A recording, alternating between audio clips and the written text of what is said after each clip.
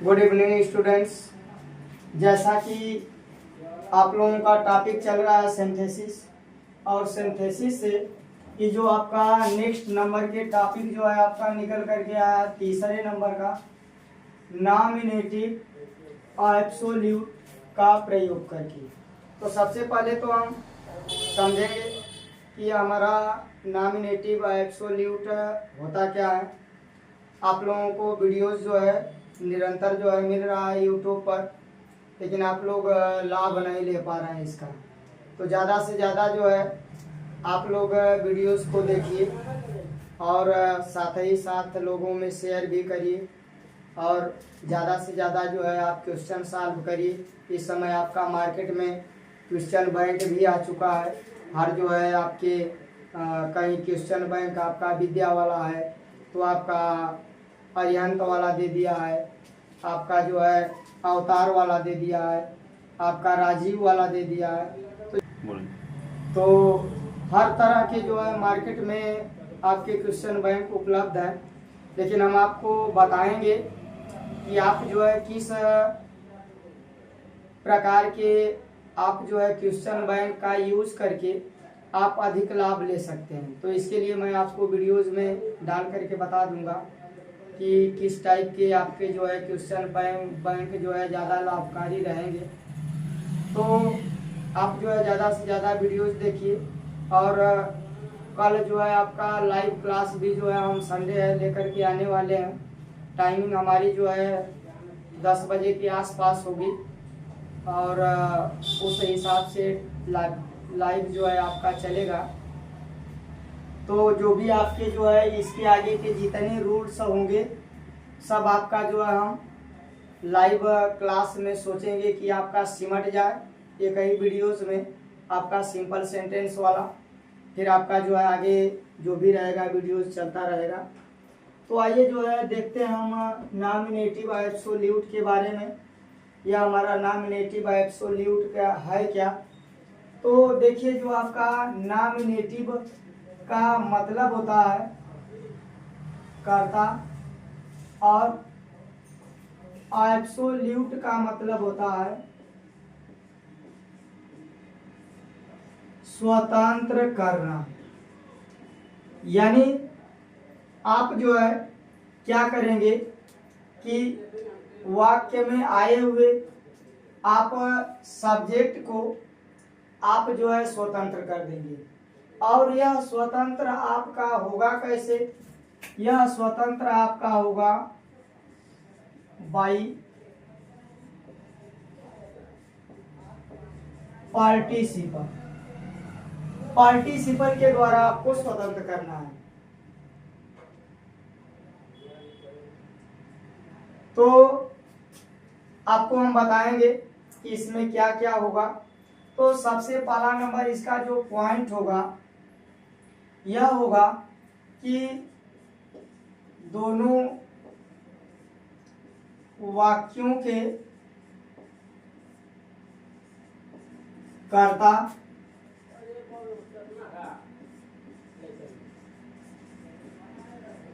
अलग अलग हों।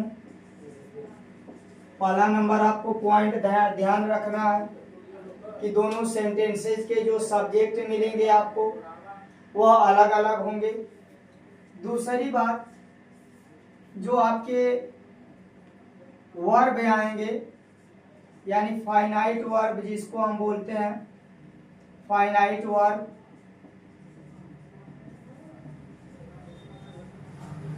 भी आपके क्या होंगे? अलग अलग हों। तीसरा नंबर जो इसका पॉइंट निकल करके आएगा, दोनों वाक्यों में रीजन और रिजल्ट का भाव, या आपका यह हो सकता है, या एक कार्य के बाद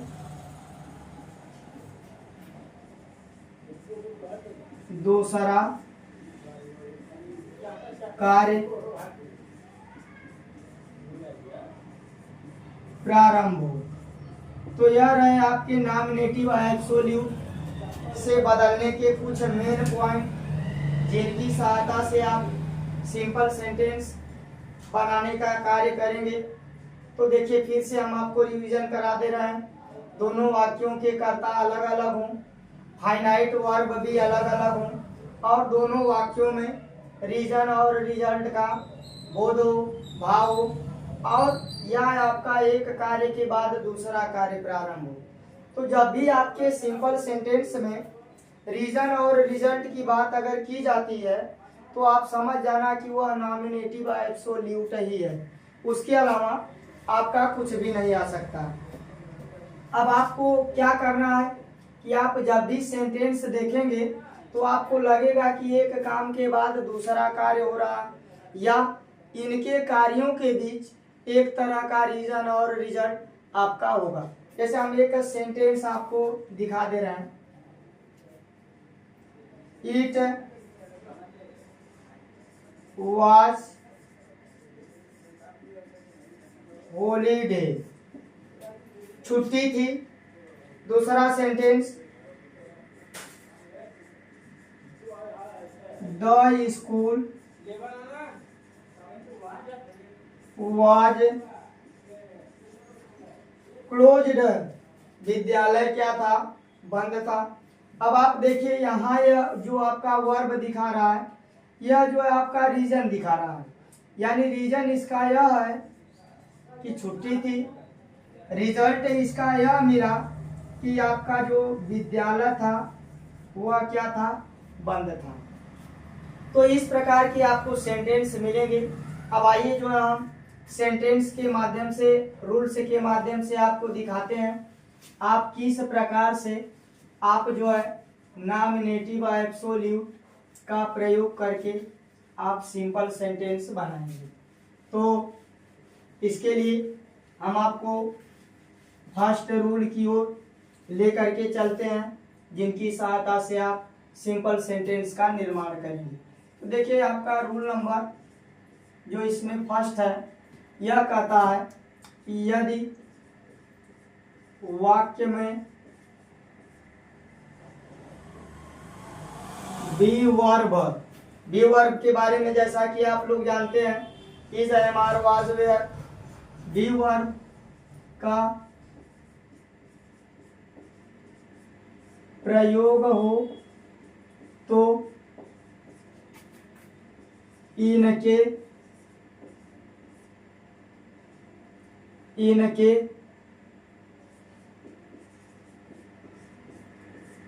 स्थान पर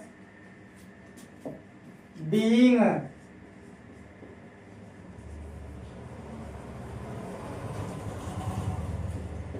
का प्रयोग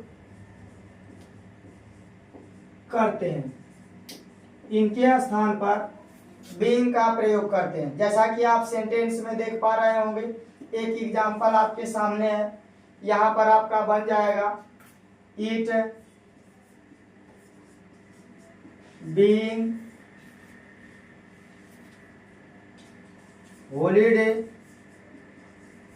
कामा कर देंगे, पीछे आप सेंटेंस रिपीट कर देंगे, द स्कूल वाज क्लोज्ड। आइए जो है आपको और एग्जांपल दिखाते हैं। द पिक्चर वाज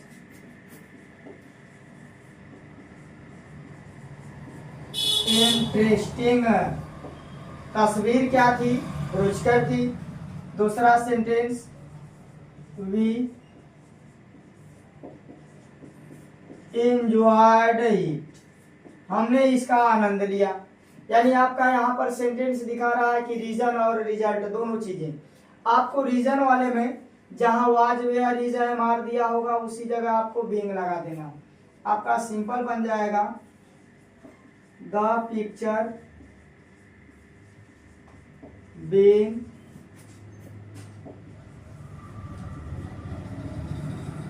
इंटरेस्टिंग, कामा कर देंगे, वी इंजॉयड इट। तो यह रहा जो है आपका पहला रूल्स। अब आशा है आपको समझ में आ गया होगा। तो चलते हैं हम दूसरे सेंटेंस की ओर, जो हमारा सेकेंड नंबर का रूल है। यदि वाक्य एक्टिव वॉयस में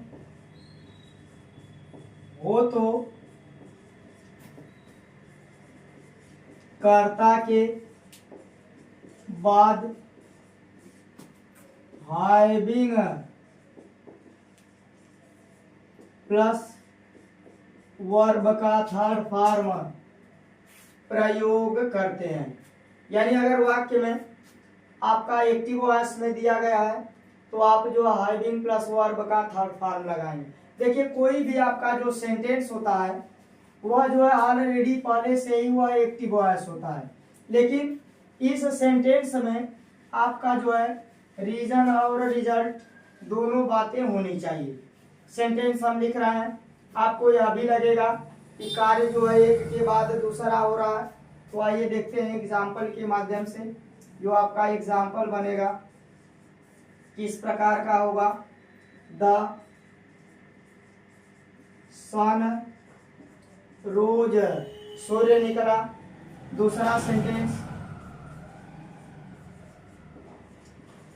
द बर्ड्स